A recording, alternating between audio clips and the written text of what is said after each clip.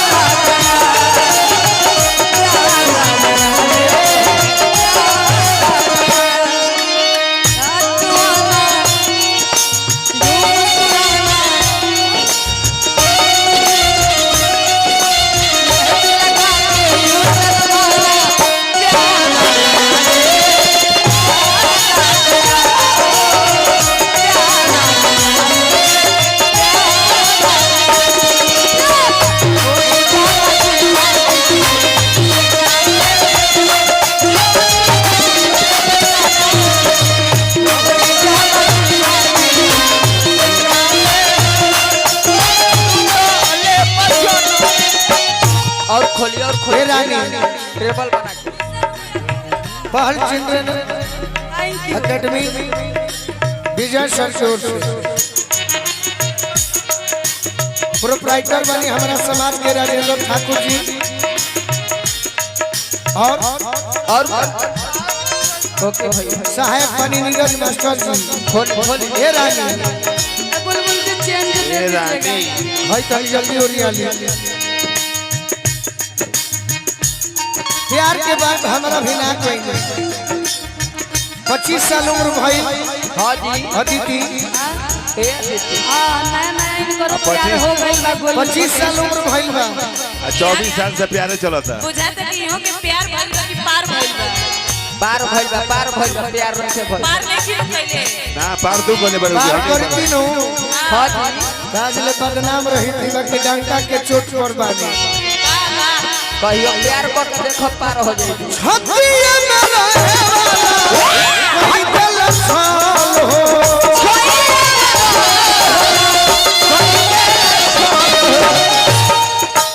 अरे मौसम के नियन लोगवा जाला बता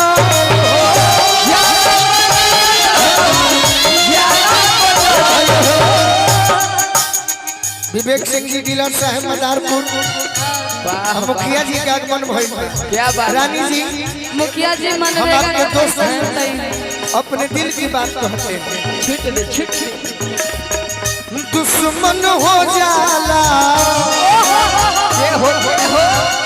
दुश्मन हो जाला यारे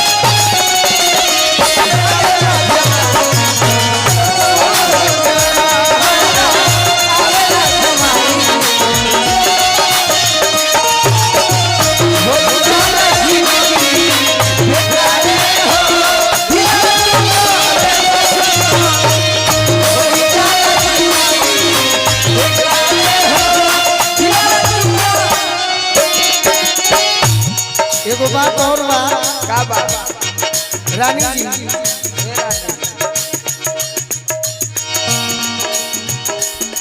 मीठी मीठी बात करी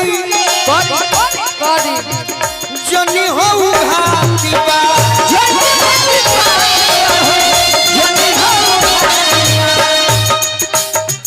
गोलुआ सुतोष सभे मतलब के साथ बा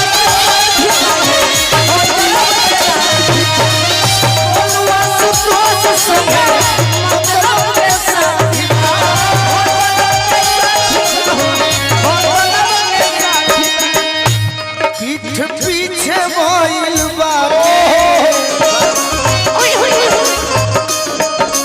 क्या बात पीठ पीछे भइल बाटे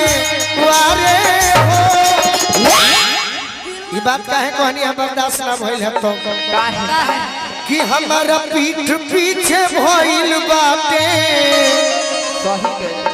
अरे वारे हो अतिलवा टूट